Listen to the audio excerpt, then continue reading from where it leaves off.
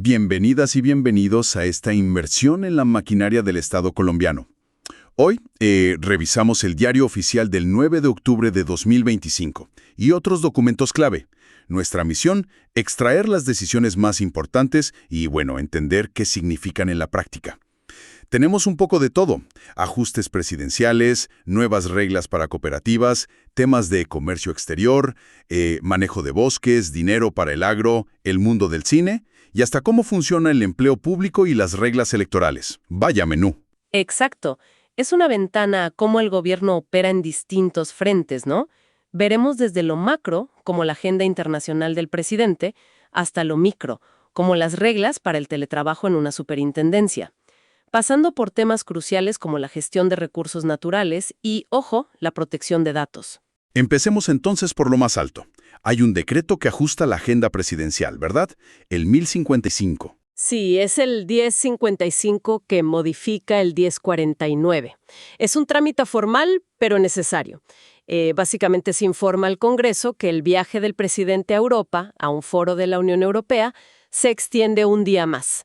Regresará el 11 de octubre en lugar del 10. Un pequeño cambio logístico, digamos, pero que requiere esta formalidad legal. Entendido. Un ajuste de itinerario con su respectivo papeleo oficial. Ok.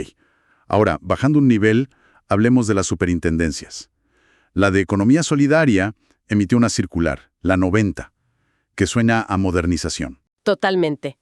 Están implementando un nuevo sistema digital, llamado ADA, Sistema de Información Misional ADA. ADA. Sí, ADA, para que cooperativas, fondos de empleados, mutuales, todas esas entidades solidarias reporten su información financiera a la superintendencia. Este reemplaza al sistema anterior, el SICSES. Ajá. ¿Y qué significa esta para esas entidades? ¿Más trámites o se supone que simplifica? La idea es simplificar. Debería facilitar el envío de su rendición de cuentas anual, el FORC, mejorar la comunicación con la super y, algo clave, busca reforzar la seguridad de la información. Hay un periodo de transición, eso sí, hasta fin de año, donde pueden usar ambos sistemas, pero desde el 2026 solo funcionará el nuevo sistema ADA. La circular actualiza la normativa contable para reflejar esto y da detalles de contacto para soporte. Interesante ver cómo avanza la digitalización en la supervisión financiera. Ok, siguiendo con la economía, pero en otro sector. El Ministerio de Comercio, Industria y Turismo tiene novedades. Una es sobre una investigación de dumping, la resolución 277. Así es. Esta afecta una investigación sobre importaciones de papel bond, sí, papel bond, desde Brasil. Lo que hace esta resolución es dar más tiempo, hasta el 10 de noviembre de 2025, para presentar los llamados hechos esenciales. ¿Y por qué necesitan más tiempo? ¿Es complejo el caso o...? Pues parece que sí. La Dirección de Comercio Exterior indica que necesita analizar a fondo mucha información. O sea, ver si el papel importado es realmente similar al nacional, si hay una conexión clara entre el supuesto dumping brasileño y el daño a los productores colombianos, y también revisar pruebas testimoniales y documentales. Ya se habían impuesto aranceles antidumping provisionales bastante altos, casi del 33% por la resolución 131 de 2025, así que la decisión final es importante. Claro, se juegan mucho las empresas locales ahí. Y este ministerio también ajustó algo sobre exportaciones de azúcar y panela a Estados Unidos, ¿no? La circular 006. Correcto. Es una circular que modifica otra anterior, la 005. Ajusta fechas para asignar las cuotas de exportación bajo las reglas de la OMC para el periodo 2025-2026. La asignación se publica el 10 de octubre y las empresas pueden solicitar el certificado de elegibilidad que necesitan para los beneficios arancelarios desde mediados de octubre hasta septiembre del próximo año. Todo a través de la plataforma BUCE. Incluye un cronograma detallado con todas las etapas. Pura gestión de cupos comerciales, básicamente. Bien, ahora, un tema que nos toca a casi todos hoy en día: datos personales y tecnología. La Superintendencia de Industria y Comercio, la SIC, emitió la circular externa 002 sobre transferencia de tecnología. ¿Qué es lo clave aquí? Aquí se pone interesante, fíjate, porque conecta dos mundos: la innovación tecnológica y la protección de datos. La SIC está poniendo reglas claras para cuando una empresa transfiere tecnología. Piensa en software, modelos, algoritmos que manejan datos personales. O también cuando directamente transfiere bases de datos con información personal, como parte de un negocio tecnológico. Ok, ¿y cuál es el punto central? Lo crucial es el equilibrio que busca. Reconoce que la transferencia de tecnología es vital para el desarrollo. Cita hasta un COMPES, el 4069, pero insiste en que debe hacerse respetando la Ley de Protección de Datos, la Ley 1581 de 2012. ¿Y qué exige concretamente? ¿Qué tienen que hacer las empresas? Varias cosas importantes. Primero, verificar que la tecnología cumpla la ley antes de transferirla. Segundo, aplicar el principio de responsabilidad demostrada, o sea, documentar los riesgos para los datos y cómo se mitigan. Tercero, integrar la protección de datos desde el diseño y por defecto. Esto significa minimizar datos, seguridad robusta. No ponerlo como un parche al final. Y cuarto, fundamental, incluir cláusulas específicas sobre protección de datos en los contratos de transferencia. Es un llamado fuerte a la responsabilidad en la economía digital. Muy relevante en estos tiempos, sin duda. Pasemos ahora al campo, al sector agropecuario. Hay una inyección de fondos importante desde el Ministerio de Agricultura, la Resolución 00339. Sí, se ordenó transferir 20.000 millones de pesos adicionales al Fondo Nacional de Riesgos Agropecuarios, el FNRA. Este fondo lo administra Finagro. 20.000 millones. ¿Y para qué es exactamente ese dinero? Va directo a subsidiar créditos para pequeños productores afectados por crisis climáticas. Es a través de la línea especial de crédito, la LEC, del Programa de Reactivación Agropecuaria. La justificación es clara. Los fondos iniciales, que se habían transferido con otra resolución, la 00055, se quedaron cortos ante la magnitud de los problemas climáticos que golpean al agro. De los 20.000 millones iniciales para este subsidio, ya se habían gastado casi 18.000 millones. ¡Wow! Casi todo. Es una suma considerable esos 20.000 millones adicionales. ¿Cómo se justifica legalmente? Bueno, la resolución se basa en un marco legal bastante amplio. Cita artículos de la Constitución sobre los derechos del campesinado, el artículo 64, y el 66 sobre crédito agropecuario. También leyes que crearon el Fondo de Riesgos, como la Ley 69 del 93, la 101.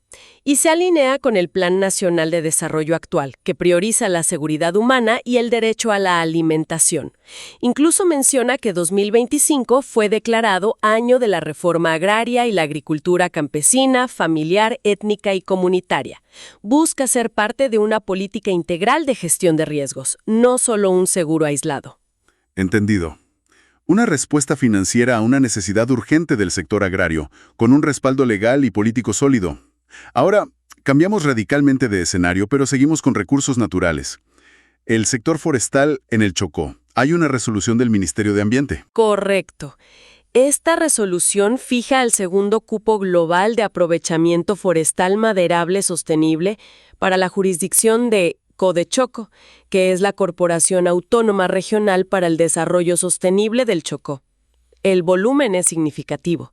324.137,55 metros cúbicos. Más de 324.000 metros cúbicos. ¿Por qué un nuevo cupo ahora? ¿Había uno antes? Sí, claro. Simplemente porque el cupo anterior, que se estableció por la Resolución 1272 de 2022, ya se agotó.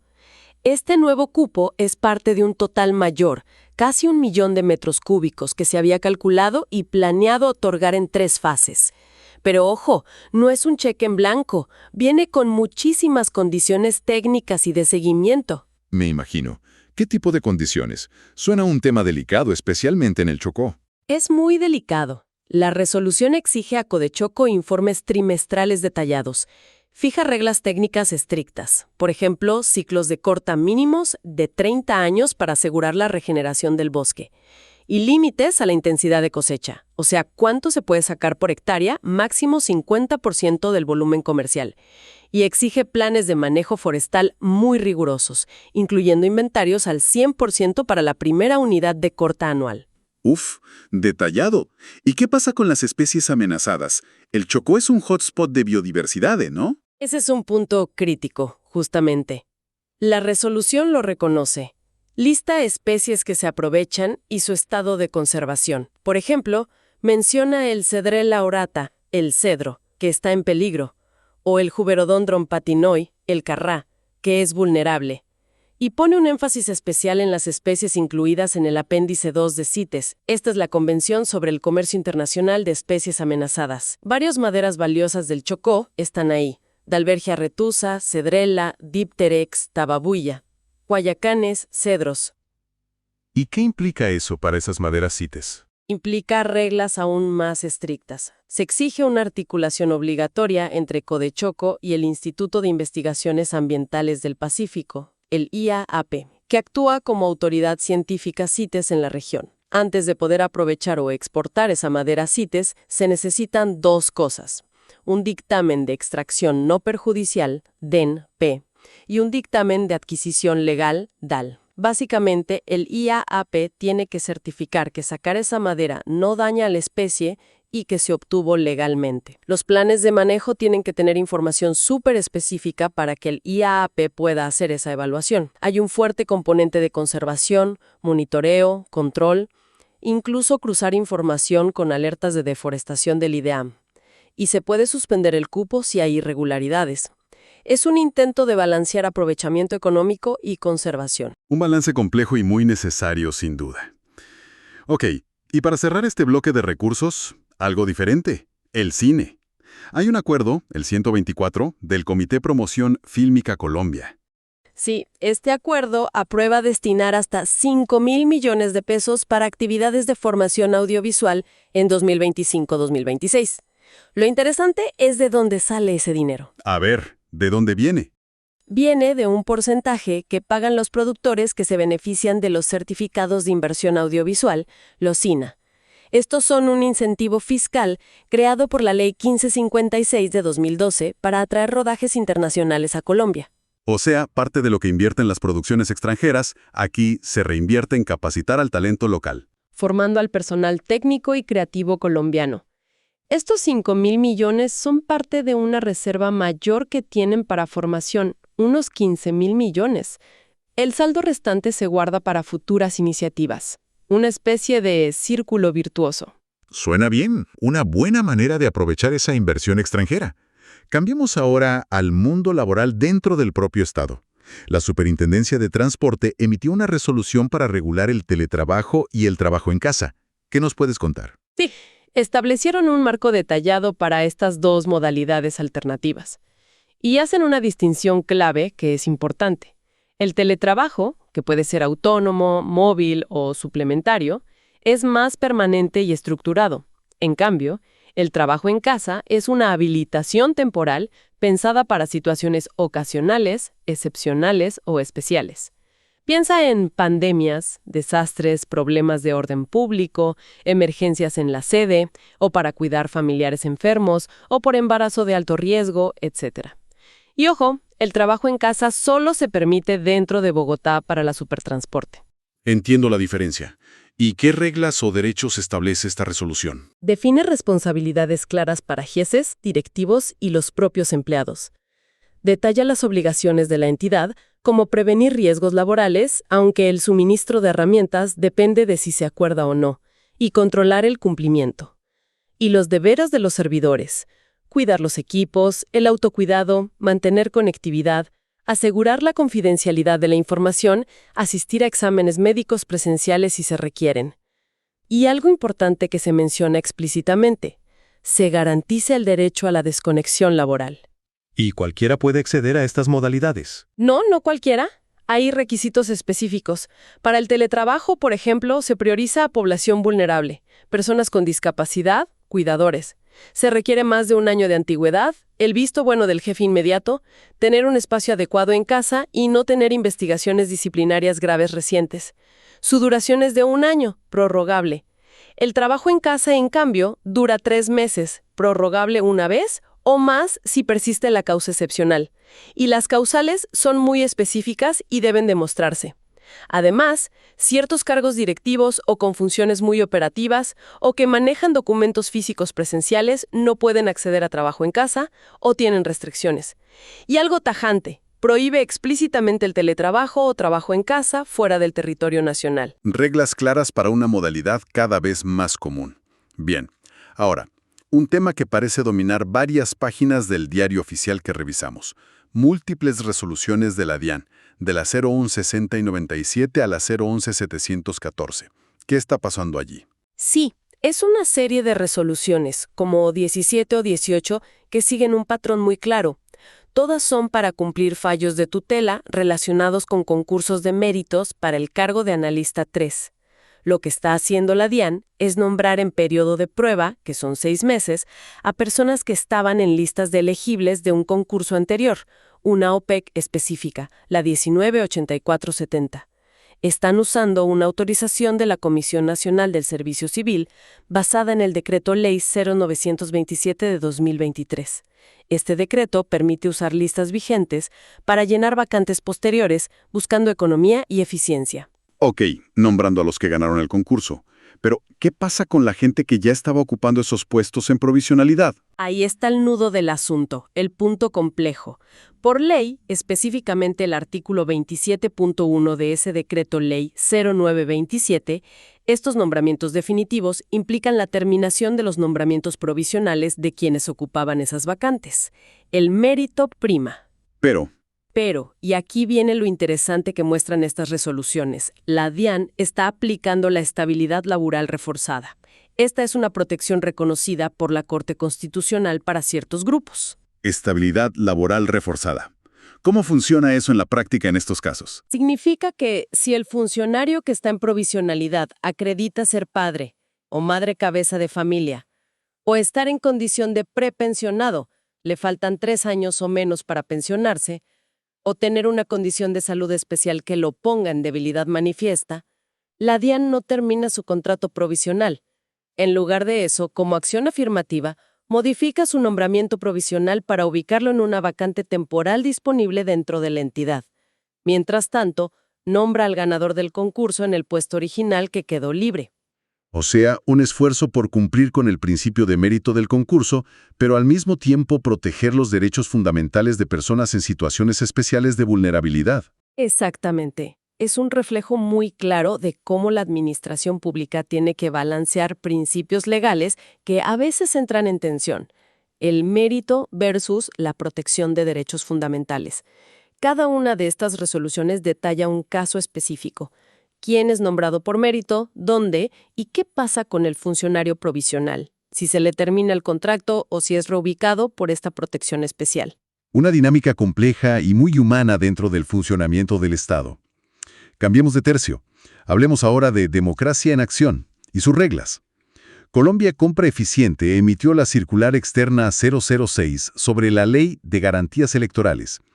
¿Qué recuerda o aclara esta circular? Votación pública que se aplican en periodos preelectorales. El objetivo es asegurar la igualdad y transparencia en la contienda, que los recursos públicos no se usen para favorecer campañas. Se enfoca en 2 prohibiciones clave de la Ley 996 de 2005, la Ley de Garantías. ¿Cuáles son esas 2 prohibiciones? La primera es la del artículo 33. Prohíbe la contratación directa por parte de entidades estatales durante los 4 meses anteriores a la elección presidencial. Esto aplica a casi todas las entidades públicas y a cualquier modalidad que no sea competitiva. Es decir, licitaciones, concursos de méritos, selección abreviada, esas sí están permitidas. Las excepciones a la prohibición son muy específicas. Defensa, seguridad nacional, crédito público, emergencias, reconstrucción, salud. La segunda prohibición está en el parágrafo del artículo 38. Prohíbe celebrar convenios o contratos interadministrativos para ejecutar recursos públicos durante los 4 meses anteriores a cualquier elección, no solo presidencial, también Congreso, locales. También tiene excepciones similares a las del artículo 33. Entendido. ¿Hay alguna novedad o punto de debate en esta circular? Sí, hay un punto interesante. Colombia Compra Eficiente menciona una reciente suspensión provisional que decretó el Consejo de Estado.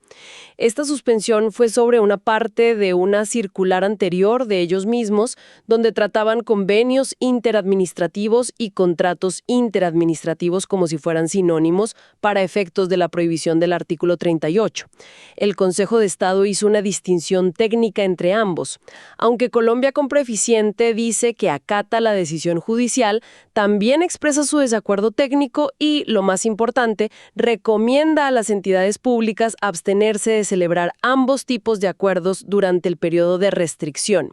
¿Por qué? Para cumplir el espíritu de la ley, que es evitar el uso de recursos públicos para influir en las elecciones.